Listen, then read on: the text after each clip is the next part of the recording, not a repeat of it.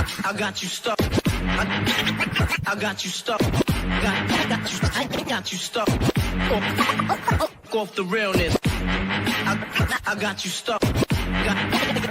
Got you stuck off the real. The realness. Welcome back to the Audacity Podcast. I am the man on the street. Well, former President Barack Obama said a mouthful when he said this at a campaign stop for Kamala Harris the other day in Pittsburgh. I'm going to go ahead and just speak some truths, if you don't mind. Yes. Because my understanding, based on reports I'm getting from campaigns and communities, is that we have not yet seen the same kinds of energy and turnout in all quarters of our neighborhoods and communities as we saw when I was running. Now, I also want to say that seems to be more pronounced with the brothers. So if you don't mind, just for a second, I'm going to speak to y'all directly and say that when you have a choice that is this clear, when on the one hand you have somebody who grew up like you, knows you, went to college with you, understands the struggles and pain and joy that comes from those experiences, who's had to work harder and do more and overcome and achieves the second highest office in the land and is putting forward concrete proposals to directly address the things that are vital in our neighborhoods and our communities, from housing to making sure that our mothers and our fathers and our grandparents can afford medicine, and making sure that we are dealing with prices that are too high and rents that are too high, and are committed to making sure that we maintain the Affordable Care Act, so everybody's got health care, and cares about things like education and entrepreneurship in our neighborhoods. And that's on one side. And on the other side, you have someone who has consistently shown disregard, not just for the communities, but for you as a person. And you're thinking about sitting out? I'm not. But, you know, Cousin Pookie might be. And you're coming up with all kinds of reasons and excuses.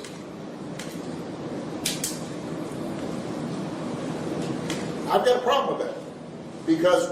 Because part of it makes me think, and I'm speaking to men directly now, part of it makes me think that, well, you just aren't feeling the idea of having a woman as president. And you're coming up with other alternatives and other reasons for that. And so now you're thinking about sitting out or even supporting somebody who has a history of denigrating you because you think that's a sign of strength, because that's what being a man is, putting women down. That's not acceptable. This shouldn't even be a question. Man, Barack Obama said this, and a lot of black men are really upset. Not only black men, you got Democrats and black women that are upset as well. And I'm trying to understand why. What did Barack Obama say that was out of pocket? I say not a damn thing. The man was just speaking the truth. It's time for the black man to step the hell up. You say you want a seat at the table. Now you got a chance to have another seat at the table. And yet you say you're going to stay home, or better yet, you're going to vote for that ass clown Donald Trump, somebody that don't have your interest at all. Why? Because he gave you $1,200? Well, he didn't give you anything. You know, Congress actually gave you that money. He just put his name on the check. Yeah, I hear this all the time. Well, I'm finally off the Democratic plantation. Well, you're about to go to a plantation where you don't have no rights, no say-so, no nothing. Yes, you're a new fool. Not an old fool, a new fool. And these basically are these young fools out here. I watch TikTok and I hear these young fools talking about, I'm not voting for Kamala Harris. Da, da, da, da, da, da. I'm not doing this, I'm not doing it. You're a damn fool. Y'all think y'all gonna have it better under Trump? But technically you didn't. You had it better under President Barack Obama because the economy that Trump had was whose? Barack Obama. And the reason some people think, well, I don't know, I remember that economy when he first came in being pretty good. Yeah, it was pretty good because it was my economy.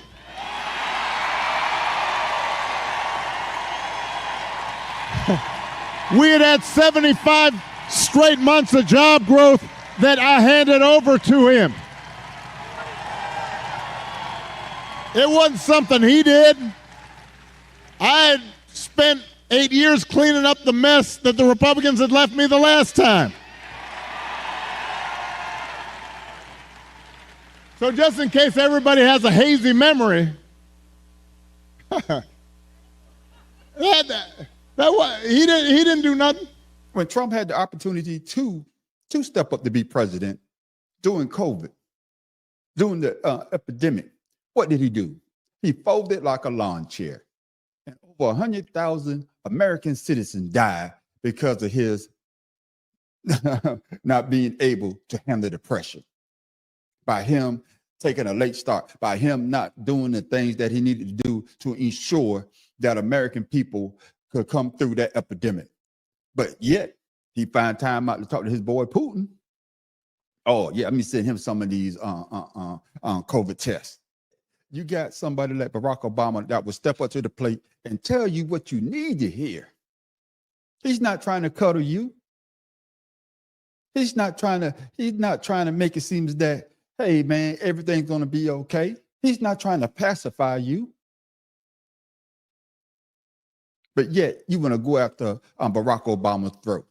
Because Donald Trump, when he talk about make America great again, he's not talking about you, fool.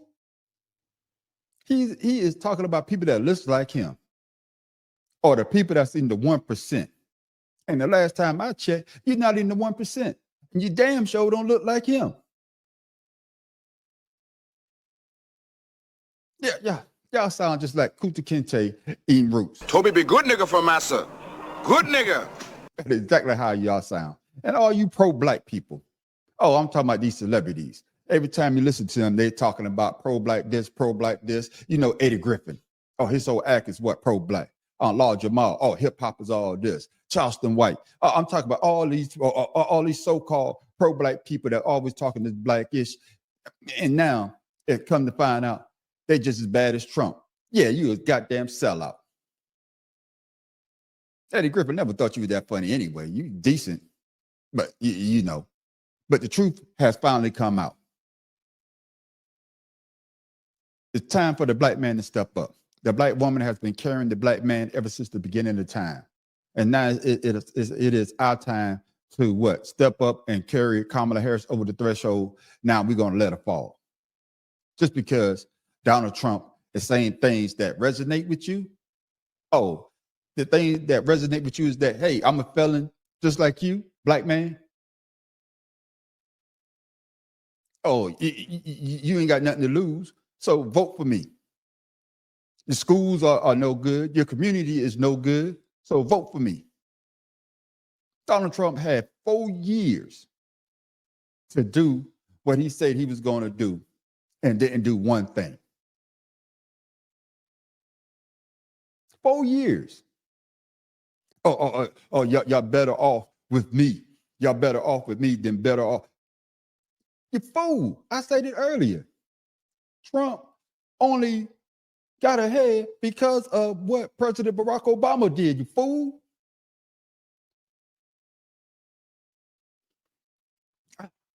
I'm just so upset with my people.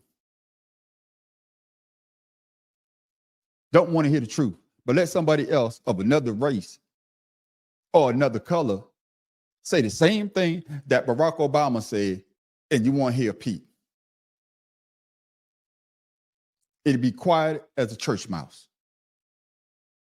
You don't like to hear the truth from your own people, but you hear from somebody else. And then you probably say, oh, man, thank you. We needed that. We needed to hear that. Like I said, you're not an old fool. You're a new fool.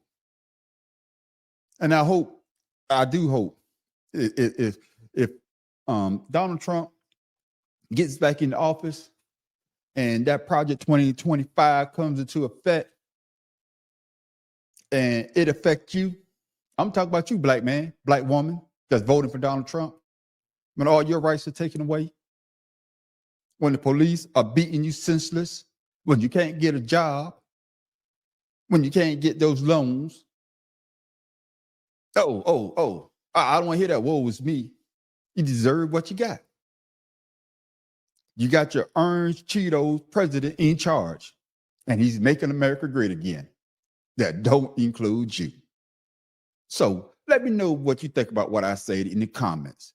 The man on the street wants to know. I got you stuck. I got you stuck. I got you stuck. Off the realness. I got you stuck. Got you stuck off the real. The realness.